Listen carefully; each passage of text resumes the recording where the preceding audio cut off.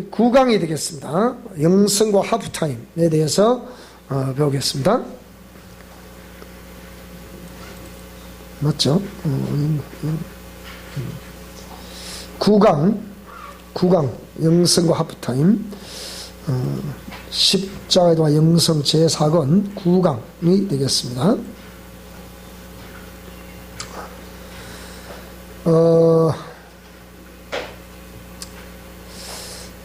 지난 시간에 말씀드린 것이 성경에서 이 하프타임을 잘 거친 믿음의 선진들의 그 경우를 한번 이렇게 살펴보았습니다. 성경의 기록이라는 것은 약 40여 명의 저자들에 의해서 1600년에 걸쳐서 성경이 이렇게 이제 정리가 됐는데요. 이것은 1600년이라는 시간에 그 기다림이 있었습니다. 우리 한 권의 성경이 출생되기까지요. 또 그런 반면 그 하나님의 말씀이라 이르는 그 성경 속에 우리가 믿음의 조상이라 부르는 아브라함은 75세 때 갈대아 우르를 떠나서 약속의 땅으로 가라. 근데 그 약속의 땅이라는 것은 사실 알고 보면 우리가 보통 가나안 땅 이렇게 인식하기가 쉬운데요. 영적인 측면을 보면 이 약속의 땅이라는 것은 뭐냐면 실제로 땅은 제가 지난 우리 학생들에게 그 부분을 설명을 드렸는데 땅이라는 그 원문을 보면 개라 되어 있어요. 개라가 되어 있는데 이 개라는 원문의 뜻은 뭐냐? 심령이란 뜻입니다. 밭이란 뜻이에요. 밭은 우리 심령을 의미하죠. 그래서 우리 마태복음에 보게 되면 예수님이 그 네 종류의 밭의 비유를 설명하시면서 밭은 우리의 심령이라 이렇게 표현하죠. 그리고 계라는 이 뜻이 심령, 즉 밭이란 뜻이라고 한다면 그러면 약속의 땅으로 가라. 땅으로. 그 땅이 어디냐면 근데 그 약속의 땅이라는 건 실제적으로 훗날 이루어진 역사를 보게 되면 75세 때에 갈대아 우르를 떠나서 그 아비를 따라 약속의 땅으로 갔다는 아브람. 그런데 정작 그에게 약속이란 것은 무관히 바로 전혀 생산할 수 없는 경수도 끊어져 버린 그런 사례에게 하나님이 내년 이맘때에 너에게 아들이 있을 것이다. 너 안에 사라에게 아들이 있을 것이다. 그러니까 참 사라 입장에 봐서는 이 끔찍한 일이죠. 어찌 보면 망측한 일이다. 아이고 이 구혜사가 어찌 이렇게 생명을 볼 수 있단 말인가. 네가 웃었느니라 말하니까 놀랬죠. 저 뒤에서 이렇게 아이고 참 나온 이랬는데 네가 웃었다 말하니까 안 웃었는데요. 아니라 네가 웃었다. 그리 말하는 이 의미를 몰랐죠. 다시 한 번 더 웃었다고 말하면 네가 내년 이맘때 되면 네에게 아들이 있을 것이라 이랬거든요. 이것이 약속의 땅에서 얻어진 것이라고요. 그래서 이삭이라는 이름이 뭡니까? 웃음이라는 뜻이거든요. 그러니까 도무지 생산될 수 없는 가운데 경수가 말라버린 이 여인에게 이맘때 되면 너에게 아들이 있을 것이다. 그 말에 받아들이를 거부했지만 말씀대로 됐다. 그래서 그 약속이 성취되기까지 몇 년요? 25년이 걸렸다는 거예요. 우리가 보통 하나님의 은혜를 너무 가볍게 생각하거든요. 근데 은혜 그러니까 그레이스라고 그러면 그냥 내가 무슨 제가 있든 말든 잘못하든 말든 무조건 하나님은 나에게 이게 사랑을 베풀어 주신 분이라 생각한다고요. 기독교인들 이렇게 생각하기 때문에 안 되는 거예요. 그러니까 제가 이걸 뼈저리게 느껴보고 좀 얘기한 거라 말씀드렸잖아요. 여러분도 좀 뼈저리게 느껴봤잖아요. 정말 말처럼 은혜 되든가 해보니까 안 되잖아요. 안 되면 안 된다고 빨리 진단을 내려야 되는 거예요. 그럼 안 되는 이유가 뭐냐? 그걸 또 철저히 분석을 해봐는 거예요. 제만큼 분석해본 사람이 있겠어요? 하나님께서 영성 실천 원리라는 것을 이렇게 주실 때, 뭐 제가 뭐 똑똑해서 주신 게 아니라고 좀 봐요. 그런데 분명한 것은 뭔가 하니, 이런 영성 실천 원리는 저만 겪는 것이 아니고, 알고 보면 우리 모두 인생이라면 다 겪고 있는 그런 내용들이에요. 우리의 선조들이 다 우상을 숭배했었고, 우상을 숭배했었기 때문에 그 부정적인 영향력이 다 우리 가문에 다 내려오고 있고, 그게 뭐 강하고 약하고 많고 적고 그 차이는 있을지 몰라도 다 당하고 있더라고요. 제가 볼 때 다 거의 대부분 다 당하고, 우리 한국에 어느 가정 어느 가문 할 것 없이 다 겪고 있는 거예요. 그렇다고 하면 저는 꼭 제가 전해서 그런 것이 아니라 영성 실천 원리를 주신 하나님께 감사하게 생각합니다. 그래서 이렇게 25년을 기다린 가운데 이 말씀대로 되는 역사를 경험했다. 그런데 요셉 같은 경우를 보세요. 요셉은 본처인 그러니까 라헬에게서 난 첫 아들이잖아요. 그런데 그러니까 아버지 야곱이 얼마만큼 이 요셉을 사랑했냐. 자기가 정말 흠모했고 사랑했던 아내에게서 낳았으니까 얼마나 감사했겠냐고요. 그런데 이 장인이 이 딸이 둘이 있어서 둘 중에 그 야곱이 눈에는 예쁜 딸을 찾았다. 동생을 아내를 주세요. 그래라 그러면 약속을 했는데 그 나라의 풍습이라는 게 우리 풍습은 그렇지 않다 하고 언니가 먼저 들어온 거예요. 자고 올라보니 언니랑 아저씨 아니잖아 이거는. 그거 어쩌란 말이냐. 약조가 지금 다르지 않습니까? 장인어른 왜 그러십니까? 제가 원했던 저 동생이지 언니가 아니지 않습니까? 근데 우리나라는 그런 법이 없느니라. 우리 법이 없다. 그럼 네가 동생을 위해서 또 줄 테니까 그러면 네가 동생을 위해서 또 뭐 7년을 또 봉사해라. 그러면 또 하지요. 그러니까 그 사랑하는 영이 때문에 7년은 수일 저녁에 또 봉사를 한 거예요. 그래서 7년 지나서 진짜 자기가 사랑하는 아내인 라헬을 아내로 지은다. 문제는 뭐냐? 아이가 생산이 안 되는 거라. 그러는 동안에 또 레아에게서 언니 레아에게서 또 생산이 멈추면 또 레아가 또 왜 그러냐 뭐 어쩌냐. 여인들의 시기 질투는 말도 못 하잖아요. 자, 그래서 또 그게 또 여종을 또 보내드려서 또 아이를 생산하고 이렇게 하는 가운데 이제 요셉이 본처에서 태어났을 때 이 요셉이가 야곱이 얼마나 요셉을 사랑했는지 그에게 상속을 의미하는 채색 옷을 입혔다. 그것으로 인해서 얼마나 또 형들이 시기 질투를 하고 만나면 막 죽이려고 이러니까 여러분 이게 참 하나님 말씀을 따라 준행한다는 게 하나님의 명령을 준행한다는 게 이 목숨 걸지 않으면 안 되는 그런 상황이 요셉의 이제 인생에 펼쳐졌죠. 자, 그래서 요셉은 17세 때 이제 애굽의 보디발의 종으로 이게 팔려가게 되죠. 근데 팔려가는 것도 형들이 죽이자 말자 이래가지고서 막 옥시가시는 했었죠. 그런데 장자인 르우벤이 그래서는 안 된다. 그럼 아버지가 이걸 알면 얼마나 통곡을 하겠냐, 곡하겠냐, 안 되겠다. 그래서 그냥 팔아버리자. 그래서 팔아버렸단 말이에요. 근데 분명히 뒷날 아침에 구덩이에다 빠뜨려놨는데 본 게 없거든.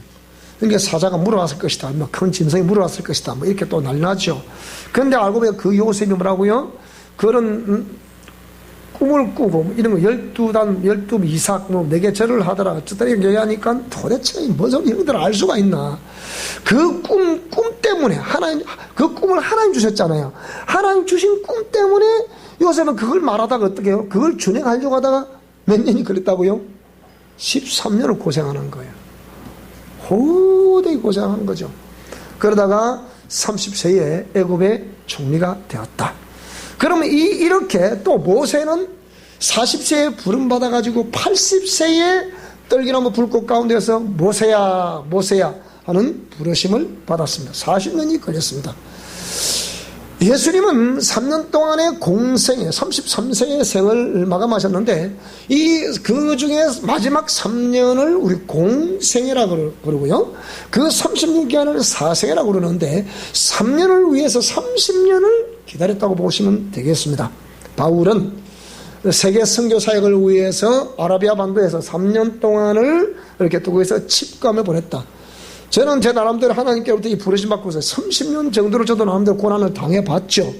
그러니까 오랜 동안 참 기다림이 있었습니다. 그런데 이 기다림이 이렇게 모든 믿음의 선배들의 기다림이라는 것이 아무것도 하지 않고 그냥 막연하게 기다린 게 아니에요. 여기에 등장하는 아브라함, 요새, 모세 이런 분을 쫙 상관해 보게 되면 전부 철저히 하나님 말씀대로 준행하는 것을 볼 수 있잖아요. 고난과 고통 가운데 그들은 단 한 번 팔지 않고 좌로 우로 뒤로 돌아다보지 않고 두 마음 세 마음 품지 않고 오직 진실하고 정직한 마음으로 표대로 해서 하나님 바라보고 달려가는 거예요. 사람은 외모를 보지만 하나님은 중심을 보신 그 중심 보시고 드디어 하나님이 거기에 이제 역사를 하시는데 그 역사하시는 시간만큼은 기다려야 되는 거죠. 기다리는 동안에는 철저히 하나님의 공의를 따라 자기를 빚어가야 되는 거예요. 자기를 빚어가는 시간이 아브라함은 25년, 요셉은 13년, 모세는 40년 이렇게 자기를 빚어가는 거예요. 그럼 여러분, 저와 여러분들은 지금 몇 년을 빚어가시겠습니까? 빚어가는 건 여러분 자신이 빚어가야지 누가 빚어주는 건 아니에요. 우리가 하나님이 우리를 빚어주신다 생각하시는데 맞죠? 하나님 우리 빚어주시죠. 그런데 본인이 정말 공의 말씀을 따라 그렇게 빚음받고자 정말 몸부림칠 때 하나님이 빚어주시는 것이지 그냥 본인의 단순한 생각 가지고 내가 이렇게 그냥 어떤 종교 행위를 하다 보면 그게 하나님 빚어줄 것이다. 천만에 그렇지 않습니다. 이게 이제 우리 신앙의 계리와 모순이라는 거예요. 그래서 오늘 저와 여러분들이 어쨌든 간에 이 영성 실천 원리를 우리가 매일 우리 선포함에 있어 한번 생각해 보시고 진짜 이게 만약에 그렇게 돼야 한다면 빨리 시행하는 게 낫습니다. 하루도 빨리 시행하시고 한 번 더 빚은 받는 게 낫습니다. 제가 이 통계를 냈잖아요. 이분들은 지금 이렇게 나름대로 성경에 여기에 기록되어 있는 이분들은 나름대로 이렇게 해서 13년이다, 25년이다, 40년 이렇게 말하지만 저는 제가 나름대로 몸으로 부대끼면서 겪으면서 나름대로 해봤던 것은 저도 하나님께 보실 때 100% 당신의 마음에 맞게 그렇게 해보면 아니에요. 인간의 인생은 완벽한 거 어디 있겠습니까? 그렇지만 나름은 그렇게 하려고 해봤는데 제가 겪은 것은 예를 들면 30년이라고 생각합시다. 여러분 중심을 보시는 하나님이 여러분을 얼마만큼 겪게 하실는지 또 빚어가게 하실는지 내가 어떤 또 자세로 빚은 받게 될 것인지 그거는 빚은 받으려고 하는 여러분의 자세와 또 여러분이 향한 하나님의 섭리가 있을 때 그게 이제 기간이 예를 들면 여기 25년, 13년, 40년, 또 내지는 5년, 10년 이런 식으로 각각 같지는 않다고 봐요. 제가 보다 같지 않다고 봐요. 일률 보편적으로 똑같다 이렇게 보지는 않아요. 분명히 사람마다 성격이 다르고 성품이 다르고 의지가 다르기 때문에 그건 다르다고 봅니다.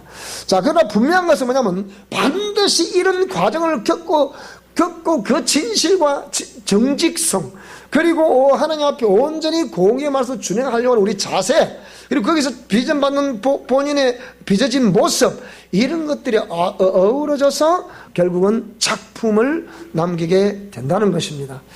그래서 여러분들이 제가 이런 나름대로 이게 데이터를 내면서 사역을 하면서 제가 나름대로 임의로 이는 제 분명히 임의입니다. 제 사역 주관이니까요.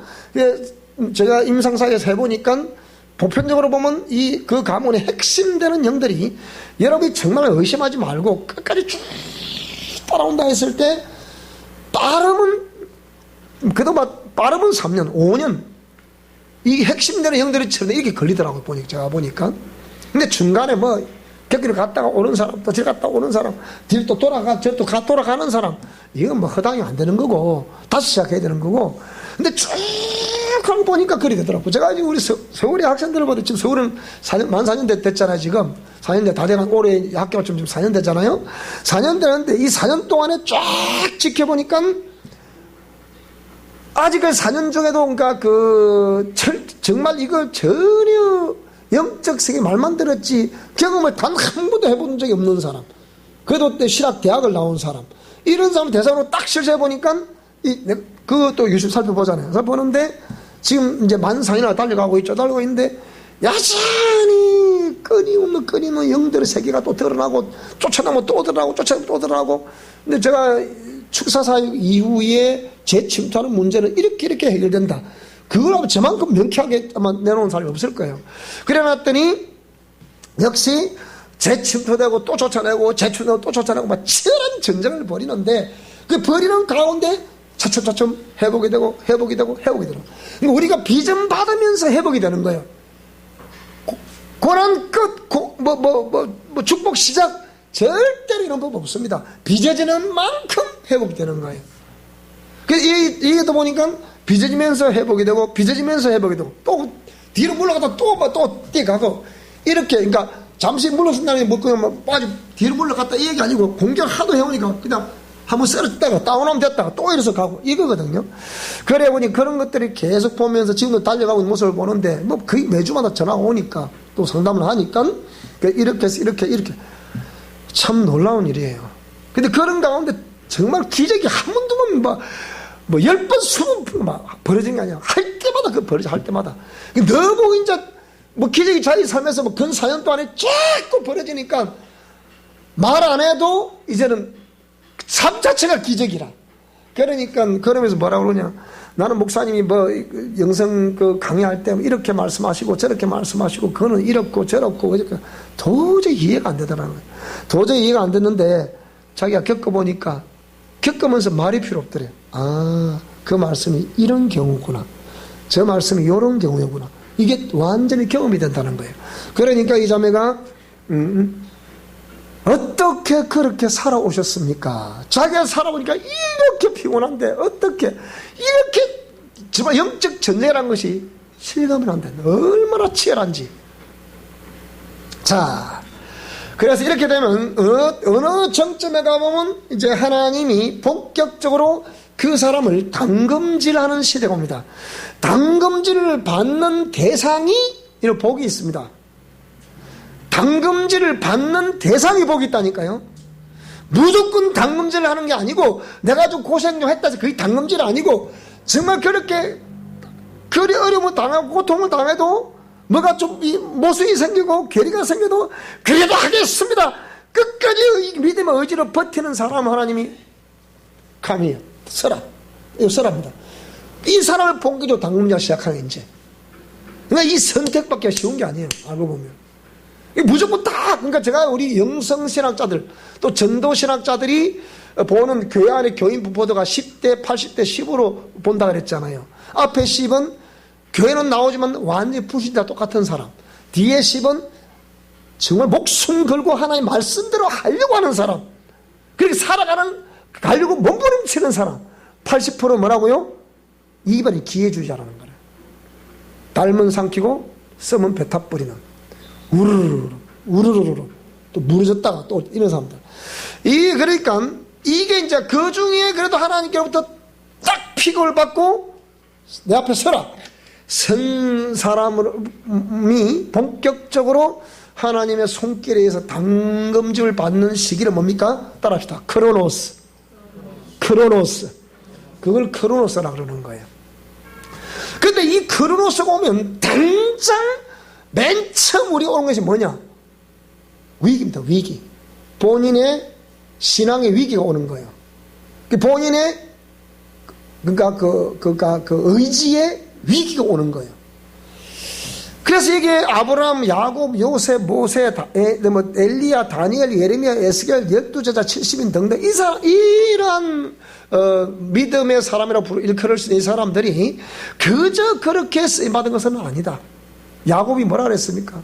야곱이 자기 자식들을 거느리고 애굽 갔을 때 바로 왕이 뭐라 했어요? 참, 어떻게 인생을 보냈나요? 왜 아들이 애굽 총리니까.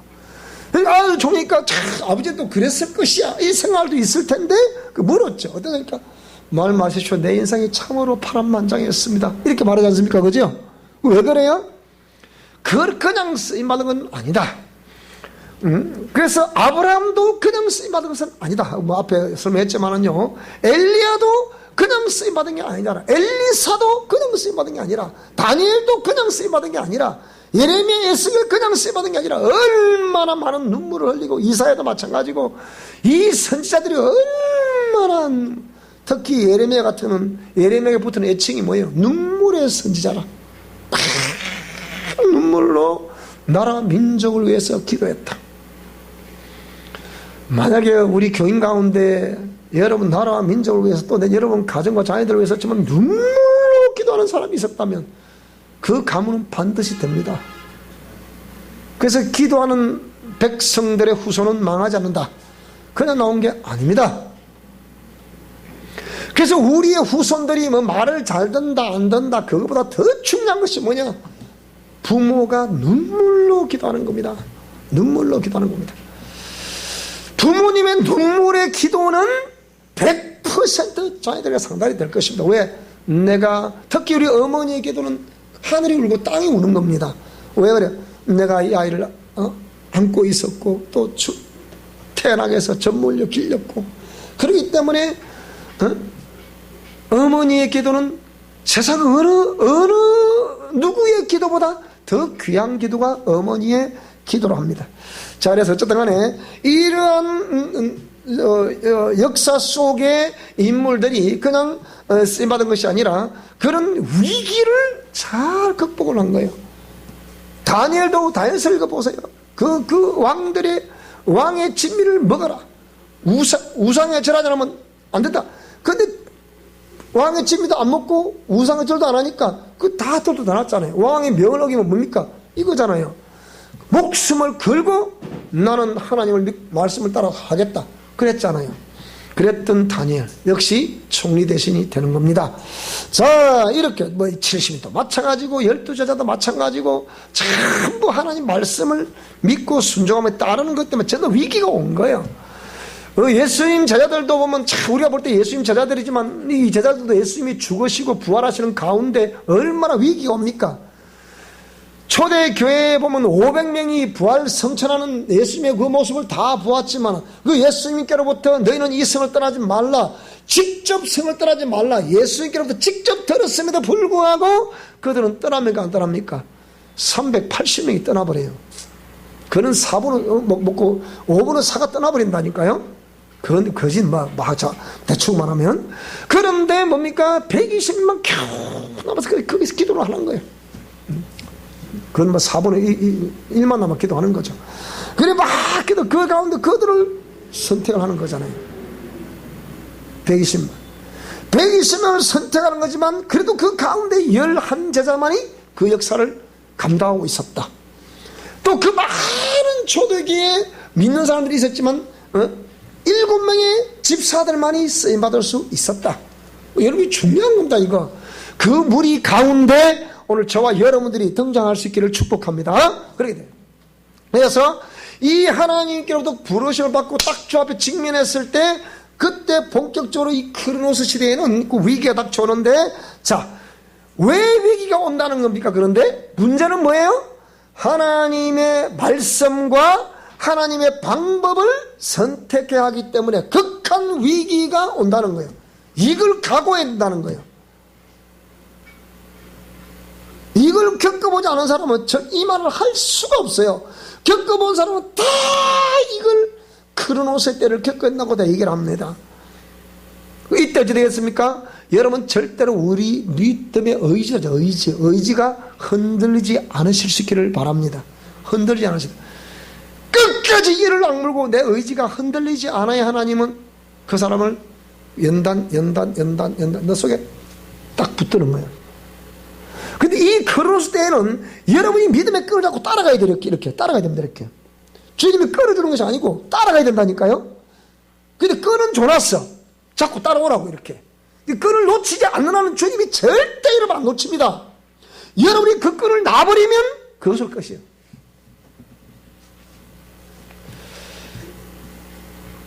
그러면 그렇다고 그 사람이 하나님께서 떠나버렸단 말이냐? 그건 아니죠. 신앙생활 하잖아요. 근데 구원은 겨우 바꿨지.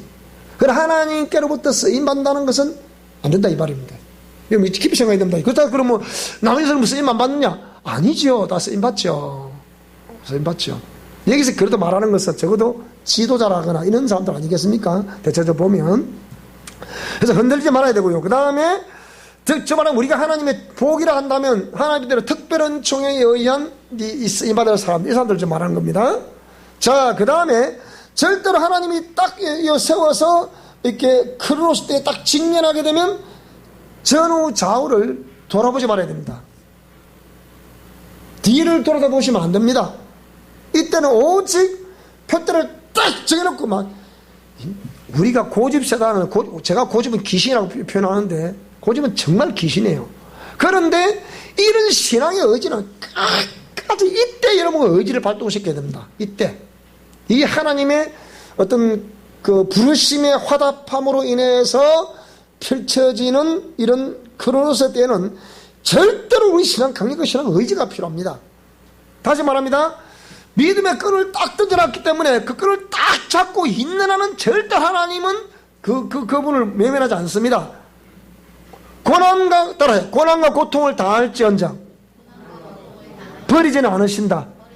딱 그 사람이 딱 끈을 잡고 있는 한은 하나님이 딱 이렇게 있습니다. 있는 거예요. 그러면서 이 사람이 그 끈을 딱 잡으면서 뭘 생각하겠습니까? 이 끈을 놓쳐버리면 어떻게 되겠어요? 그 끝장이거든. 그러니까 더 강하게 잡는 거예요. 고난과 고통을 당할수록 점점 더 강해지는 거예요. 강해지면서 하나님을 강하게 경험하는 거예요. 경험하면서 믿음이 더욱더 강해지는 거예요. 이래 되는 거거든요. 그러면서 하나님께로 부름받은 콜링을 생각하게 되는 거예요. 소명을 기억하게 되는 거예요. 왜 내가 이런 고난을 당해야 되는가? 무엇 때문에? 이거거든요.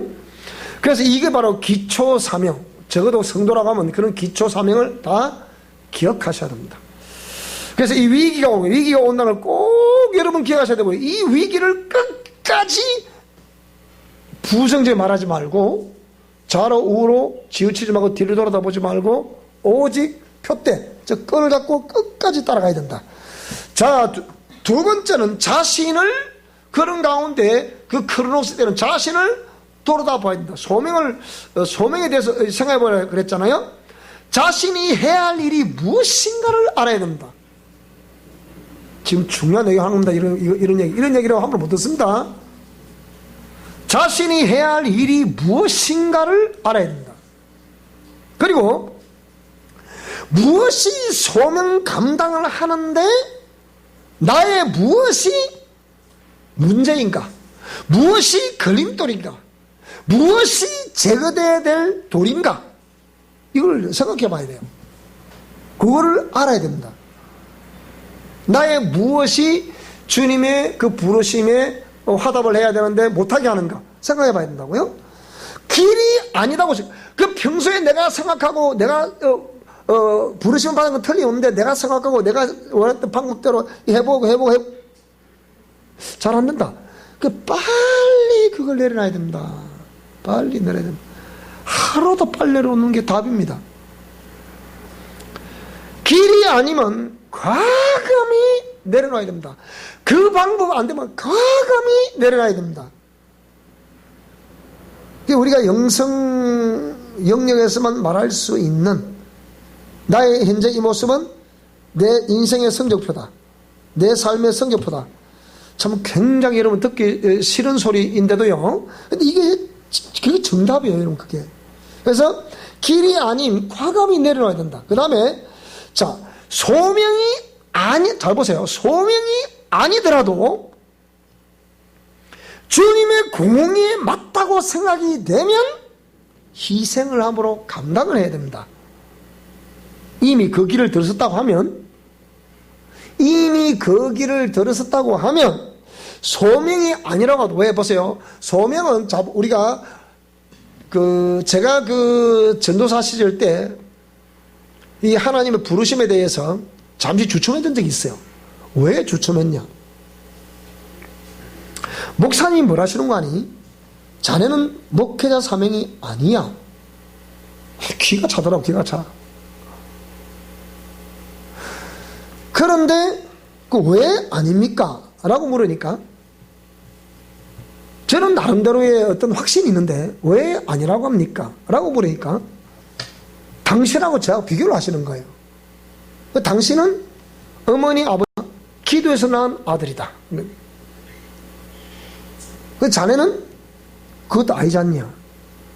두 번째, 우리 어머니 아버지가 나를 위해서는 기도를 엄청나게 했다. 자네는 부모의 기도 하나도 없지 않냐. 이런 거 들어보세요. 안 그런가? 세 번째, 좋다. 이것도 좋다. 다 좋은데 목사라고 하면 목사는 모름지기 이 말을 통해서 어찌 보면 먹고 사는 사람들인데 자네는 말이 너무 어눌하다. 지금도 제가 이 말이 좀 빨라서 애를 먹기도 한데요. 그래서 목사는 이 말을 통해서 먹고 살아야 되는데 자네는 말이 좀 그렇다. 그래서 이런 걸 볼 때 자네는 목사 사명이 아니다. 이렇게 하는 거예요. 그러면 당대 신앙인은 목사가 될 수 없단 말인가? 제가 얼마나 고민했겠어요. 지도자 한 분이 그렇게 얘기를 하니까. 그래서 막 기도를 하죠. 그런데 딱 신학교 졸업한 하루 제가 서울로 갔는데 거기에 졸업식 때 우리 사모님 왔어요. 그래서 저쪽 순간에 놀랬죠. 아니 어떻게, 근데 하나님 뭐라고 하시느냐, 내가 너를 지명하여 불렀노라, 딱 그러시는 거예요. 그래서 누가 뭐라도 나는 하나님께로부터 목사로 부름을 받았구나. 그래서 제가 달려온 거예요. 역시 하나님은 신실하신 분이에요.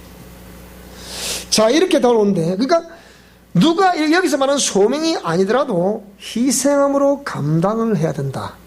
그러니까 이게 특히 당대 신앙인들은 이게 진짜 하나님 나를 이렇게 하시려고 하는 것인가, 아니면 나를 어떤 재정의 도구로 쓰시려고 하는 것인가, 아니면 또 나를 선교의 도구로 쓰시려고 하는가, 또 어떤 도구로 쓰시려고 하는가. 하여튼 여러분 각자가 전부 다 여러분 가진 그 장점들이 다 있잖아요. 여러분 장점은 은사화됩니다.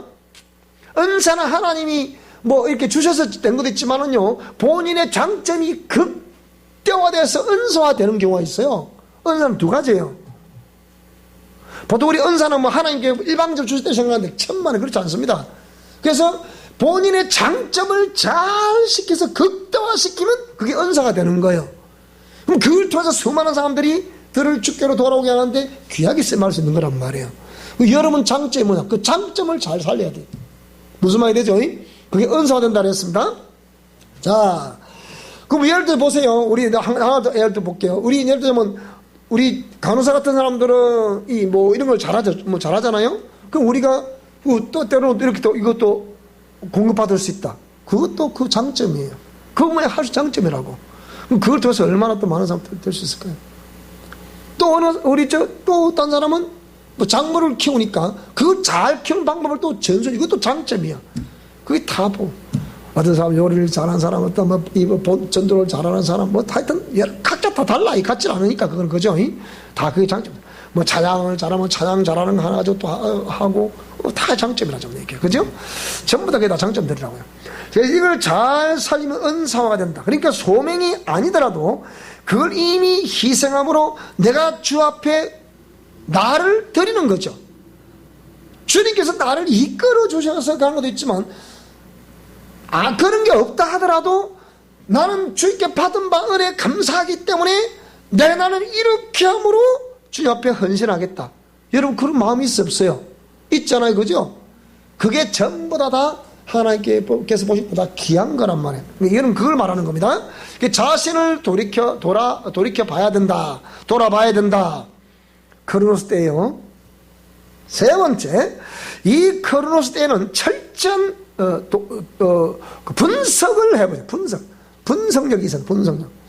자질과 전문 지식, 그리고 이 경험, 그러니까 여기에 전문 지식은 세상적인 전문 지식도 될 수 있겠습니다만은 본인이 그 삶에서 직접 겪은 지식은 생명입니다. 그게 더 중요합니다. 그보다 더 중요한 건 없어요. 그래서 자신을 철저히 분석해 봤을 때 몸으로 겪는 지식, 몸으로 겪은 지식, 그리고 선 지식을 통한 지식, 이런 것들을 철저히 분석을 해보세요. 이게 지금 하나님께 쓰임받고 있는가, 이게 지식을 자꾸 드러내놓음으로 인해가지고서 이게 오히려 하나님 복음에 역행하고 있는지 생각해 봐야 된다니까요. 결과를 보면 답이 나오는 게잖아. 나는 분명히 잘한다고 했는데 결과를 보면 정반대의 결과야. 그러면 생각해 봐야지. 그거는 그 결과가 뭐라고요? 삶을 정리한다. 삶이 곧 그 믿음을, 신앙을 정리한다. 그래서 그게 삶으로 정리하라는. 그래서 무슨 겁니다. 이게 그냥 말할 수 있는 게 아니고. 자, 그러면 그런 문제의 원인, 분명히 내가 몸으로 겪었고 또 선지식도 맞다고 생각하는데 왜 그러면 이런 현상이 나에게 나타나는가? 문제의 원인을 철저히 분석을 해야 됩니다. 그 다음에 나의 선지식은 이렇게 가지고 있는데 왜 환경에, 그 다음에 대인관계에 딱 들어가니까 왜 이런 부정의 현상이 벌어지지? 이거 안 그래요?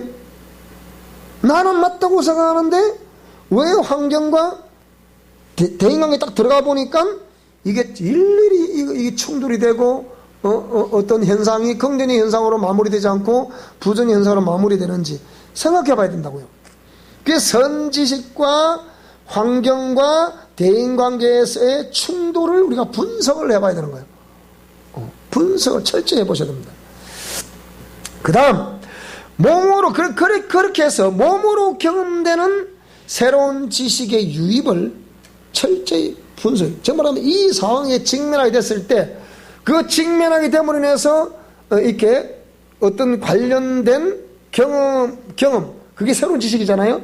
그러면 이게 새로운 지식, 이게 지금 이게 어떻게 하는 얘기인가 도대체가, 이렇게 분석을 해보셔야 되는 거예요. 그게 새로운 지식입니다.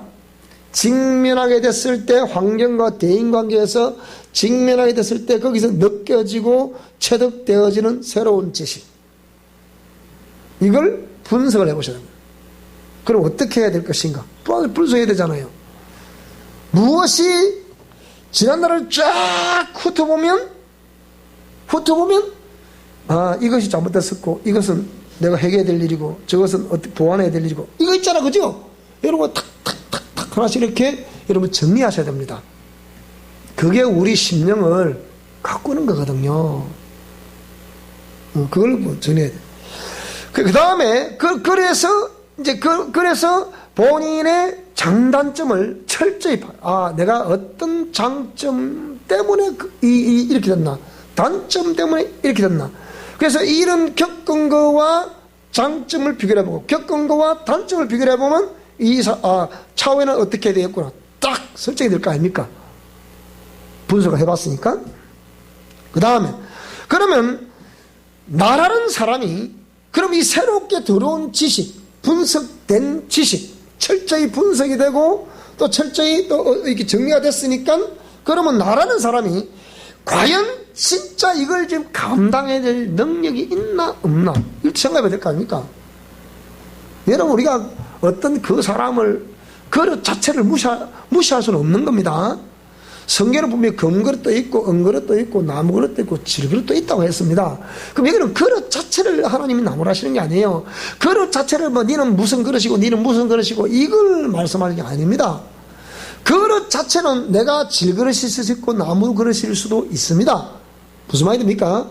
근데 문제는 그릇 자체를 주님이 뭐라 하시는 것이 아니고 왜 니는 그런 그릇이 됐냐? 그런 그릇을 어떻게 합니까? 그걸 잘 수 없잖아요. 그런데 주님 뭐라 하시면 그릇을 뭐라 하시는 것이 아니고 그릇이 어떠함에 대해서 주님 아무 그게 개의치 않습니다. 뭐라지 않습니다. 근데 이 문제는 뭐냐? 그릇을 닦고 안 닦고는 누가 닦아야 돼요? 본인이 닦아야 되고 그릇 닦아야 되거든. 본인이 안 닦은 것에 대해서, 이 직면하는 것에 대해서 장단점을 철저히 파악을 하고, 내가 이 감당할 수 있는 능력이 있나 없나 철저히 그것도 분석을 해보고, 이렇게 하는 것이지. 그래서 자신이 내가 이걸 감당할 수 있나 없나 이걸 지금 분석하는 거 아니에요. 그리고 여러분이 만약에 자신이 감당할 수도 없는데 자꾸 욕심이면 그건 욕심이니까 일 안 됩니다. 그러면 안 돼요. 안 된다니까요. 그러면 우리가 보통 기독교인들이 항상 사고 치는 것이 뭐냐면, 믿음이란 이게 사고를 치는 거예요. 믿음이란 이 수식어가 사고를 친다니까요. 그릇이 안 되는데 자꾸 주님께서 막 믿음을 기도하면 된다 그랬죠. 막 해주세요. 하나님이 기적으로서 한 번, 두 번 표적은 보여주십니다. 분명히 말씀드려요. 그 표적은 보여줍니다. 그런데 야, 욕심내지 마, 이렇게 말씀하신다니까요. 그러면 내가 이걸 감당할 그 자세가 되어 있는지, 또 감당할 자세가 되어 있으면 또 능력은 되는지, 실제 자세는 되어 있다 하더라도 그런 주위의 상황, 여러 가지 상황, 이게 안 됐으면 안 되잖아요. 아무리 어떤 상대방 이끌어 주려고 그래도 그 도구가 그만한 도구가 안 되면 지도자도 이끌어 줄 수가 없어요. 우리가 생각할 때는 하나님 함께 하시면 못할 게 뭐가 있겠습니까? 이렇게 말하는데, 분명히 충분하게, 또 충분하지 않다 하더라도 그래도 나름 그쪽 분야의 전문적인 지식을 가지고 있어야 전문인으로서 역할할 수 있는 겁니다. 무슨 말이 되죠? 국회의원이 그냥 국회의원 합니까? 누가 그러다 하겠면 국회의원, 좋은 사람도 국회만 들어오면 이상한 사람 된다 그러대요. 그러니까 나름대로 그 국회도 그냥 뭐 국회 활동을 합니까? 각 전문 분야 있어, 이쪽 분야 저쪽 분야 막 이래 있잖아요. 그 분야에서 나름대로 하라고 그래 한 거잖아요. 그런데 그냥 뭐 이렇게 그냥 뭐 해갖고 막 세우고 이랬더니 나라가 이제 엉망이 되잖아요. 이렇게요. 그러니까 자신의 감당할 자세와 능력을 확인한다. 그래서 이건 자세와 마음가짐이 중요하죠. 인간은, 근데 여기서 우리가 참고해야 될 것이 뭐냐면, 인간은 원초적으로 사실 할 수 없는 거죠. 그죠? 그렇지만 우리가 원초적으로 할 수 없지만 하나님 주시는 힘으로 하는데, 그런데 하나님 주시는 힘으로 한다고 하더라도 아까 그랬죠. 내가 가지고 있는 전문 분야는 은사화 된다 그랬죠. 그 전문 분야를 잘 살릴 때 그게 은사화 되거든요. 그러니까 원초적으로 할 수 없지만 우리가 주님 주신 힘으로 할 수 있다는 것은, 그건 우리가 분명히 플러스 요인이에요. 예수님 안 믿는 사람보다 훨씬 낫습니다. 그런 분야에서는. 그래서 제가 우리 이번에 그 영혼은 들꽃보다 더 아름답다라는 그 책을 쓰면서 이걸 뭐라 썼냐, 잘 들어보세요. 세상적으로 우리가 배운 것이 없고 가진 것이 없다 하더라도 출세할 수 있는, 성공할 수 있는 비결 하나, 딱 하나를 말하라면 뭐겠습니까? 특히 이거는 남성들보다, 실제는 남녀 구분을 하지 않는데 이 사회가 그렇다 보니까 남성들보다 여성들에서 강력하게 나타나고 있는 거예요. 거의 대부분은. 그게 뭐냐? 내가 세상적으로 못 배우고, 못 배운 그게 당시 그 당시 상황이 그렇고 우리 집이 형편이 그러면 어찌할 수 없는 거예요. 그건 어찌할 수 없잖아요. 그렇죠? 또 그 당시에 누가 뭐 이끌어주지 않았거나 의지가 없었거나 그러면 어찌할 수 없는 게잖아요. 자, 그런데 일단은 그런 것이 외부적인 조건이 없다고 하더라도 본인이 내가 이쪽 분야에, 정말 이 분야의 전문인이 되어보겠다. 무슨 말이 되죠? 예를 들자면 우리 주위에 수많은 인터넷에 치면 나오는 맛집에 가보면 맛집 원주인들은 거의 대부분 누굽니까? 맛집 원주인은 누구요? 거의 대부분 할머니요. 1세들은 거의 대부분 할머니요. 근데 이 할머니도 뭐 배운 게 있냐? 배운 게 한 개도 없습니다. 배운 게 하나도 없는데, 근데 이분들은 원초적인 힘을 어디서 이들이 어디서 가질 수 있었을까요? 이 원초적인 힘을. 예? 잘 생각해봐요, 여러분. 제가 그냥 하는 얘기 아니에요. 저도 얼마나 연구를 했겠습니까, 그거. 우리가 다 보고 있는 거라. 이 사람들은 혀, 손, 혀하고 손 요 두 가지 오지 맛을 내는 거예요. 그래, 안 그래요? 또먹어. 간장을 많이 넣었다가 조금 넣었다가 막 섞어 넣었다가 막 별의별 쇼를 다 하는 거예요. 그래야 그걸 하나 만들어내는 거예요. 그 만드는 국가에서 뭘 줘요? 장인이라는 타이틀을 준다고요. 그럼 그 집에는 혹갓 하나가 백종원에 나왔다. 그럼 뭐 대박 쳤다 그냥. 여러분 이게요 무서운 겁니다 이게. 그러면 이거는 잘 보세요. 지금 제가 볼 때 우리 한국 사회를 볼 때 지금 중고등부 청소년 공부하기 싫은 아들 있죠, 그죠? 이 아이들 지금 딱 요가하면 돼. 딱 요가하면 앞으로 분명히 시대를 장악합니다. 이 우리 중고등 청소년들 공부하기 싫은데 그 고마운 소리 하지 마라. 말을 고마운 소리 하는 거야. 그만 대충 졸업해라. 사고나 치지 마라 그냥. 이러면 되고 딱 요가를 가르치면 돼요. 그럼 이 아이들이 딱 자라면요 그쪽 한 분야에 계속 하느냐 뭐냐 그건 자기 의지잖아요. 그건.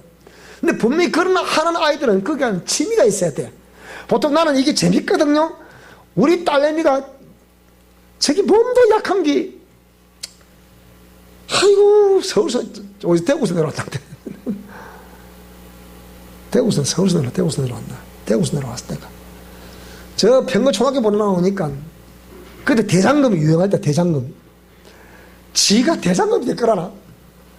아유 그래 가지고 저 물어보니까 돈 안 들이고 공부하는 곳이 평거 사회복지가 아니더라고. 그 보내놓으니까 전부 다 40대 뭐 최하가 30대 초반 40대 50대 아줌마들 쭉 있는데 그저기 요만한 갖고 코가 모자 들어오시라고 이걸 하는 거예요. 그래서 뭘 해갔다고 집에 가고 또 종이 싸고 엄마 원래 한 그릇 먹어보세요. 그 이하는 제가 볼 때 우리 은혜가 만약에 덩치가 컸으면 야 니 요리해라 내가 그랬을 거예요. 이게 덩치가 너무 작아. 아이고 이거 근데 지는 또 그게 또 재밌대 또 그 한 게 또 그게. 그래서 엄마는 이게 뭐예요? 저거는 뭐예요? 저거 어떻게 해요?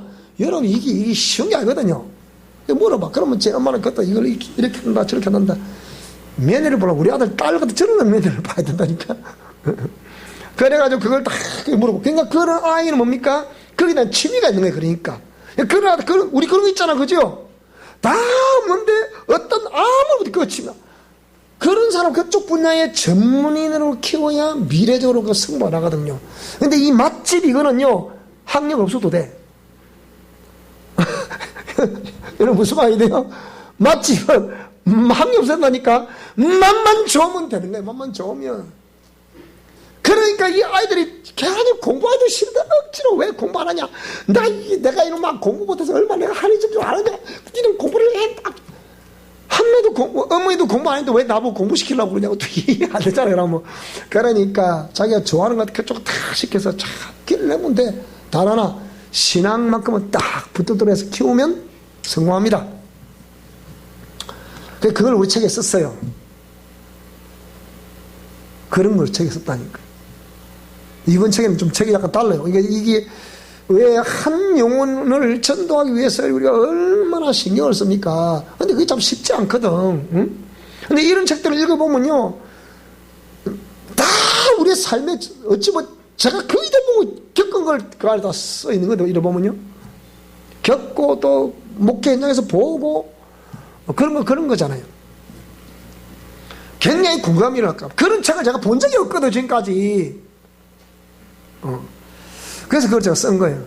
그게 자세와 마음가짐이 중요하다. 그래서 인간은 원초적으로 할 수 없지만 그렇게 하나님이 그 사람 개개인에게 그런 어떤 그런 이제 은사적인 부분들을 그러니까 장점, 특징들을 주셨기 때문에 그걸 잘 살리면 작품이 일어난다.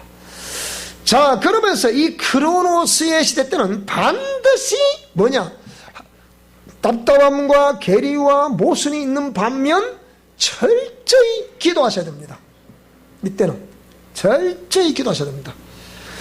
누가 뭐라 그래도 자신의 목표가 있으면 반드시 기도하게 되어 있습니다. 근데 사람들은 기도도 하지 않으면서 마음만 갖고 그렇게 하겠다는 거예요. 평생 가도 인도함을 받을 수가 없습니다. 절대로 기도가 필요합니다. 가정에서 기도하시든지, 교회에서 기도하시든지, 직장에서 기도하시든지, 어디서 기도하시든지, 일하면서 기도하시든지, 하여튼 기도가 필요합니다. 무슨 말이 되죠? 기도가 필요합니다. 그리고 이 충전의 시간에 기도하는 거, 교정하는 거, 그리고 무장해야 되는 거. 강력한 기도는 성령님 인도함의 기초입니다. 다 영적 체질로 바뀌는 거죠. 그러니까 강력한 기도가 필요합니다. 강력한 교정의 자세는 회복을 위한 발판이 됩니다.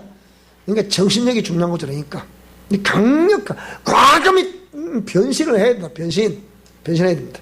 이노베이션 일어나야 됩니다. 그 다음에 강력한 무장은 새로운 기회를 위한 준비입니다. 이런 기도 안 하고 될 방법이 없거든요. 모든 상황은 그게 괴리와 모순이 일어나든 아니라든 실패를 경험하든 실수를 경험하든 하여튼 그걸 알아차리고 깨닫고 했다는 것은 뭔가 분석이 되고 뭔가 정리가 됐다는 거거든요. 이런 모든 상황은 뭐라고요? 따라하세요. 충전되고 있는 것이다. 근데 우리는 생각이 다른 생각 가지고 있잖아요. 뭔가 안 되면 막 기가 죽어보잖아요.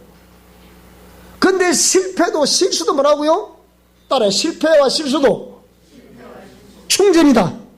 맞아요. 그 역설적으로 생각하면 그게 충전이라니까요. 타산지색이 되는 거란 말이에요. 고진감래가 되는 거란 말이에요. 그게. 그러니까 그거 충전입니다. 그거는. 충전. 그러니까 절대로 여러분 이 크로노스 때는 시간이란 것을 헛되게 보내면 안 됩니다. 철저히 자신을 아름답게 가꾸는 데 신경을 써야 되고, 주어진 일에는 일단은 최선을 다해야 됩니다. 주어진 일, 그 환경 속에서. 그 다음 관련된 참고 서적을 읽어야 됩니다. 내가 어떤 분야에 부르심 받았으면 그게 관련된 서적을 읽어야 된다 이 말입니다.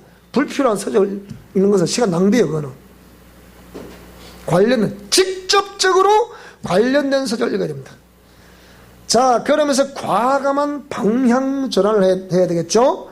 반드시 새로운 모습으로 나타나야 됩니다. 그런 실수와 실패를 경험하고 모순을 경험하고 괴리를 경험하는데 1년, 2년, 3년, 4년, 5년이라도 내나 그 모습 그대로 하면 그 가능성이 없습니다. 안 됩니다. 반드시 새로운 모습으로 나타나야 됩니다. 아픔과 쓰라림을 각오해야 됩니다. 그 아픔과 쓰라림이 결단코 이 보약이 되는 것이지 이게 우리에게 해가 되는 것은 아닙니다. 죽는 것은 아니라고요. 희생 제물이 되는 것을 각오하셔야 됩니다. 그 다음에 실패라고 하더라도 실수와 실패의 삶을 반면교사로 삼고 각인시켜야 됩니다. 다시는 이래서 안 돼야지. 이렇게 각인시켜야 됩니다. 그래서 반드시 방향 전환이니까요. 생명의 지식. 여러분 생명의 지식 뭔지 알겠죠? 무슨 말인지. 기초적인 이론이 몸을 거쳐서 삶에서 나타나는 거예요. 즉 하나님 말씀이 몸을 거쳐서 삶에 증명되는 거예요. 그게 생명이라니까요. 무슨 말이 되죠? 그래서 그게 생명의 지식이란 말이에요. 삶에서 증명된 것이 생명의 지식이란 말이에요. 그러니까 이 생명의 지식이 반복적인 삶이 되도록 우리가 해야 됩니다. 이게 크로노스. 하나님께로부터 콜링을 받으면서 주 앞에 직면하여 섰을 때 하나님이 그 사람에게 이 길을 따라오느라. 따라오라고 뭘 던진다고요? 생명줄을 탁 던져놓습니다. 그럼 그 생명줄을 딱 잡고 끝까지 붙들고 있으면 됩니다. 붙들고 있으면 되는데 그 붙들고 있을 동안에 이런 시간 뭡니까? 위기가 옵니다. 자신을 돌아봐야 됩니다. 철저한 자신을 분석해 봐야 됩니다. 마음의 충전도 해야 됩니다. 그냥 보내서는 안 된다 이 말이에요. 해야 되고, 그 다음에 과감히 방향전환을 시도하고 또 시도하고 또 시도하고 자꾸 시도해야 됩니다. 이런 것이 크로노스 때에 계속 롤링 돌고 자꾸 돌아갈 때 뭡니까? 새로운 피조물로 탄생될 줄로 믿습니다. 그래서 반드시 우리의 크로노스의 때가 아름다운 추억이 될 수 있도록, 아름다운 추억이란 것은 현실의 화려함이 있을 때, 현실의 화려함이 있을 때, 현실에 대한 소망이 있고 미래에 대한 소망이 있을 때 이 크로노스의 때가 아름다운 거예요. 옛날 정덕희 씨가 그랬죠. 성공한 여자의 과거는 뭡니까? 뭐라고 그러더라? 성공한 여자의 과거는 비참할수록 아름다운 것이라 그러던가 뭐 그런 얘기를 하더라고요. 그래 안 그래요? 여러분 성공할 수 있길 바랍니다. 좀 더. 아이고 막 소망이 없는지 뭐 아무나 할 수는 없고